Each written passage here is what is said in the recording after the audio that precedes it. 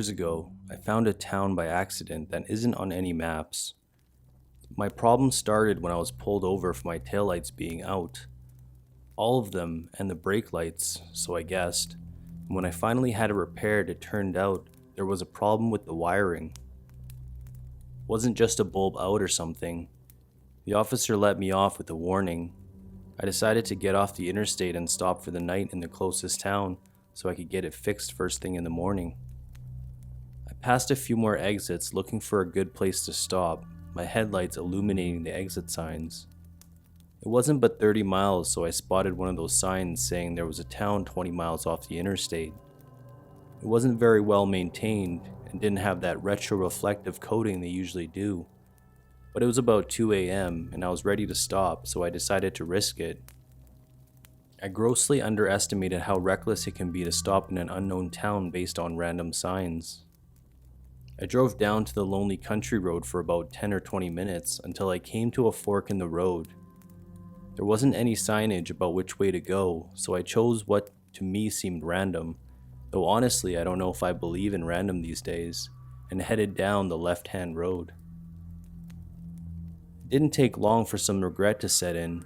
The road went from worn asphalt to gravel to dirt over the course of like 2 miles. It was a narrow road without really anywhere good to turn around, so I just went with it. I passed through a thick, foggy stretch, which I guess I wasn't really expecting in a desert, but I really don't know enough about fog to say anything beyond it creeped me out.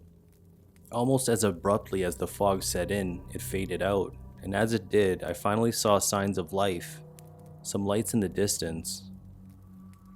I passed one of those welcome signs with the name of the place. I don't know if I should say what it was, so I think I'll just leave it out for now. It was a pretty small town, really only a main street and a couple of offshoots that didn't go far. On the main street there was a hotel, the only hotel, judging by the sign of the building. It was also just named Hotel. I parked and went in, so tired I didn't even bother to grab any of my bags. I was greeted by a slender, bald man with dark bags under his sunken eyes. He greeted me in a friendly enough tone, but he didn't look at me. He looked in my direction, but he wasn't looking at me, if you know what I mean. He was looking through me. I crashed as soon as I got up to my room. I slept in late the next morning. I had intended to get up early, but between getting in so late and the changing time zones, it was more like noon by the time I'd gotten up and grabbed a shower. In the light of day, I noticed how odd my room was. It looked more like my grandmother's house in a standard hotel. There wasn't even a TV, just a radio. I set out to find somewhere to get lunch, then see about my car. I tried looking somewhere up on my phone, but the town didn't seem to be showing up on my map, and Google didn't really have any results for it either. Went down and asked at the front desk, and it was the same bald man as the night before, looking tired as ever. He directed me to a small restaurant a few blocks down. As I was leaving, he asked about my plans, if I was checking out, and looked disappointed when I told him it depends on my car. The weather was nice, so it was a pleasant walk down the street to the little diner. The town looked as antiquated as the hotel. The signs and traffic lights were in an old style, but they looked clean and well maintained. The diner was nice, though like everything else, wasn't an old style. Even the prices looked like they were retro, like the land inflation forgot. The food was good though, kind of surprisingly good, though my fellow patrons just kept giving me strange, not very friendly glances and stares, which kind of made it hard to fully enjoy my meal. The waitress was the only friendly person in there, a nice older lady. She made friendly small talk, asked where I was from, what I was doing there, how long I was staying. I didn't think much of it at the time. It blended in with the rest of the small talk, but we got to talking about the weather. She looked serious but still friendly and warned me that even though the weather was nice now, a big storm was supposed to roll into town that evening after dark. I thanked her for the warning and reassured her I would take care. On the walk back to pick up my car to drive over to the auto shop, an expensive looking white car, I couldn't tell the make or model, passed by me slowing almost to a stop as it rolled past me. All the well-dressed men within a white suit stared me down with a grin. I waved to him, but he ignored the gesture and just went on with whatever he was doing. I drove over to the mechanic shop. The singular mechanic seemed annoyed that I was there, but he patiently listened to my description of my problem. He speculated about the cause, something technical that went on in one ear and out the other. I think he could see that he was losing me and stopped partway through a sentence and directly stated he probably wouldn't be able to have it fixed until tomorrow. I told him that would be fine, I wasn't in any particular rush. He didn't seem too happy with that response. He started in on trying to convince me that it would be better just drive off to my destination and get it repaired there. When I reassured him that I wasn't in any particular hurry, he started trying to convince me that I should drive to the next town over. Said it was nicer and there was more to do. I could tell he was trying to get rid of me. I knew at the time it'd be best to take that kind of hint, but for some reason, maybe just because he seemed like a little jerk, I pushed him on it until he ran out of vague, non-confrontational reasons I should go elsewhere and agreed to work on it for me.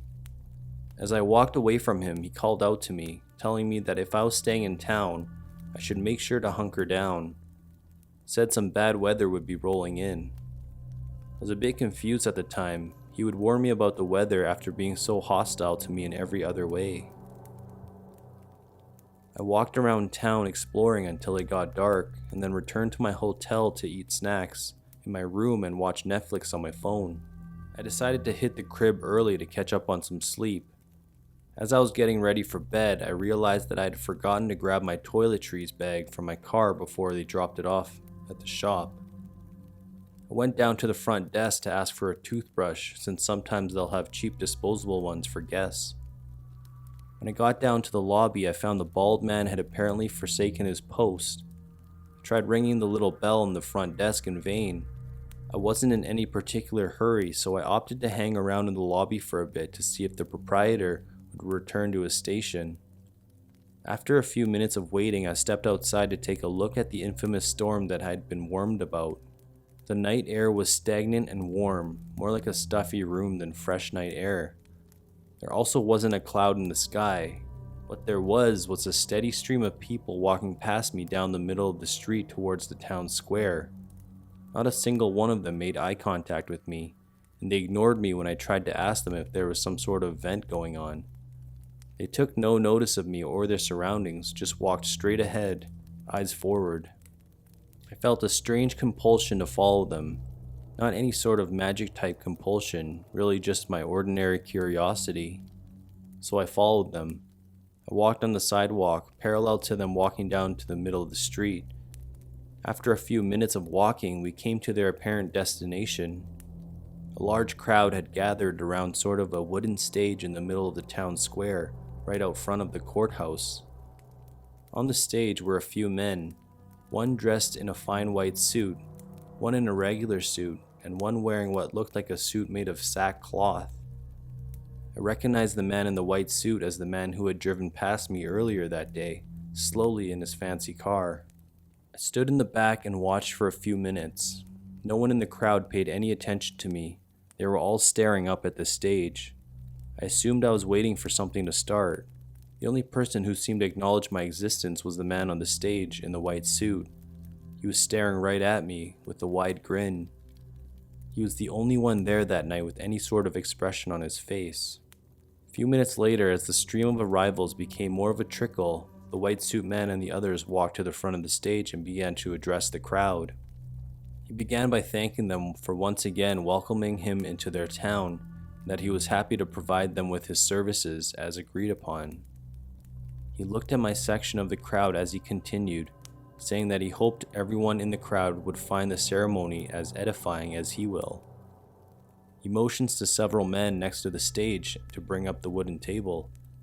It looked poorly made, or maybe it was just improvisation, like they had taken a wooden door and bolt legs onto it. The man in the sackcloth then laid face down on the table, and the man in the white suit began chanting something. It sounded kind of like Latin. I began to realize what I'm sure by now is clear to you as well, that this was some sort of ritual, and that the townsfolk had not wanted me to attend. I slowly backed out of the crowd towards the direction of the garage. I did not want to see things go how I thought they would.